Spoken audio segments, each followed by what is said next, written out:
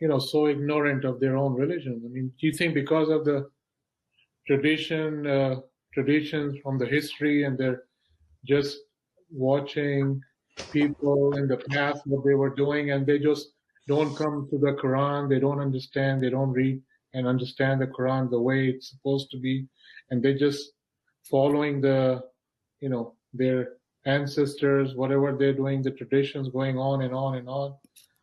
So what is the factor? I don't know. You tell me. I think this might sound a bit strong, but I think there's a conspiracy against the Quran. There's a conspiracy against the divine revelation. This conspiracy was hatched from way, way, way back, not many years after the Prophet Muhammad died. There's a conspiracy to divert the attention of Muslims, to hijack Muslims, to hijack them, to divert their attention from the only source, the only hidayah, the only document that Allah sent. We sent it as hidayah. Divert attention to something else, and you may call it Sunnah, you may call it Hadith, you may call it whatever, but there's a concerted effort, because when we bring very crystal clear concepts that are articulated in the Mus'haf, unfortunately, some brothers and sisters, they say no, it needs explanation. But Allah says, "Bayyanahu," we have exposed it, we have detailed it. You see, on the same note, I'm going to ask you this, because I feel like most of the people, even you show them the contradiction, all those hadiths, we tell them, well, there's a contradiction, but they feel comfortable. They say, okay, no problem. Look for the one which is, better.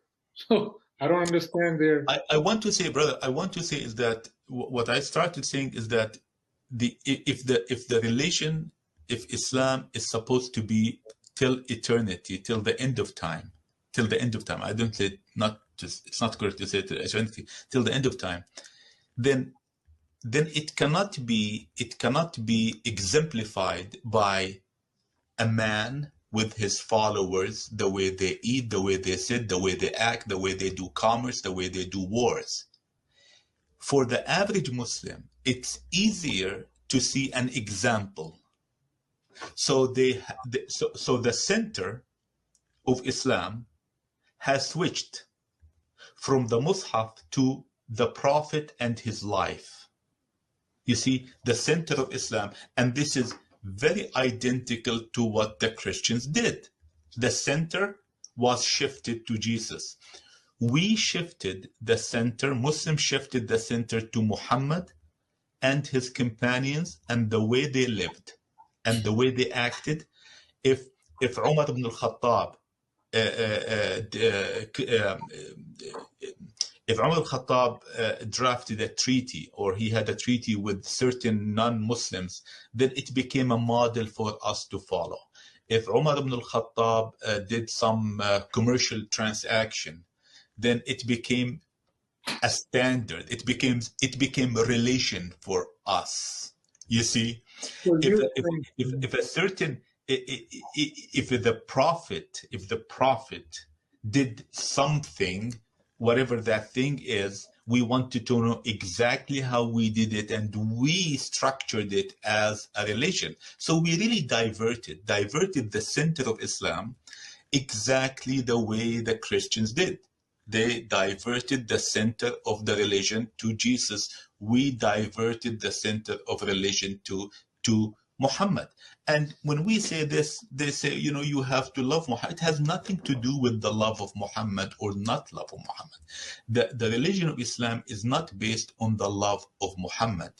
The religion of Islam is based on following the commandments of Allah. It's very simple. We didn't want to rise to the challenge that Allah is challenging us in the Mus'haf when Allah uses different words. Look, brother, very simple. When Allah uses a different words, who am I to come and say, oh, Allah, you mean these words are the same? Look at the arrogance. Allah uses different words, okay? Why should I assume these words to mean the same?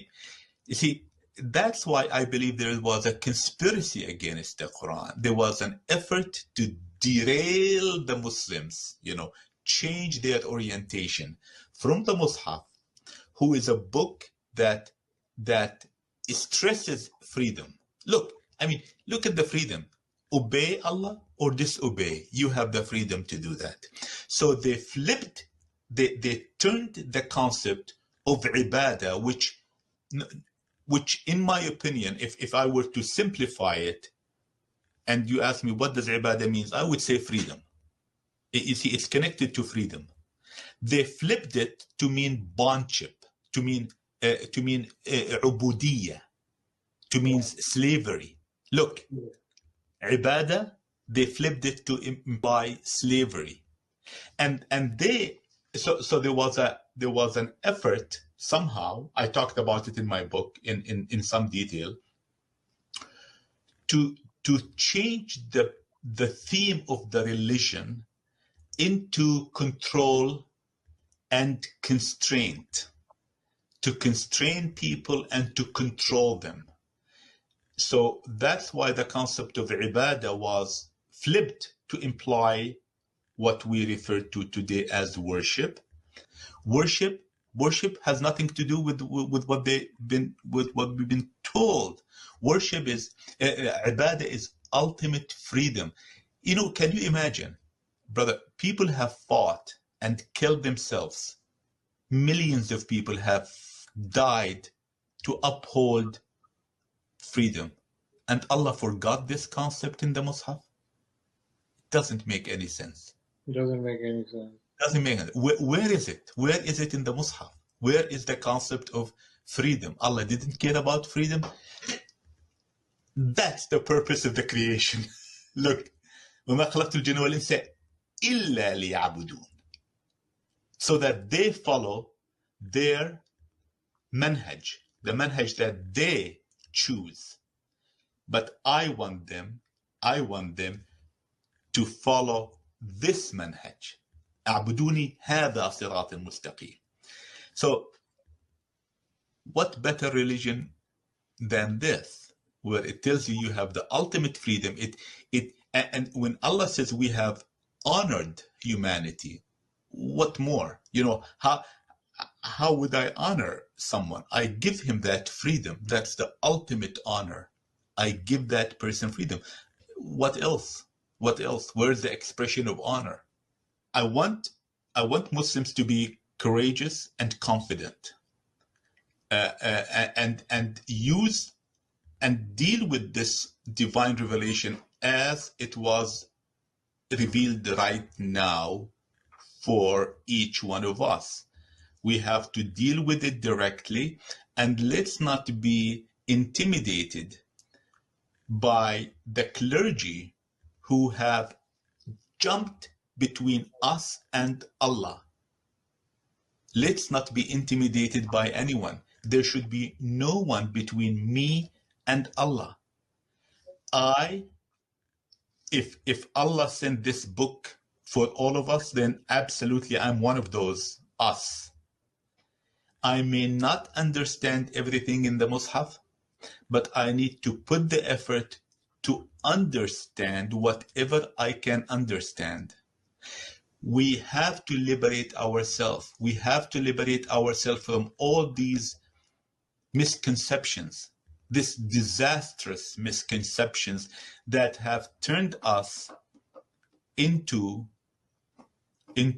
nations amongst the very bottom in all developmental metrics that you can think of. All developmental metrics, we are at the bottom of nations. The question is why? Why? And my opinion is that we have created a different religion. We're not following the religion that Allah sent to us from its source and the only source, which is the Mus'haf, which is the divine revelation, which is also people refer to it as the Quran. Quran.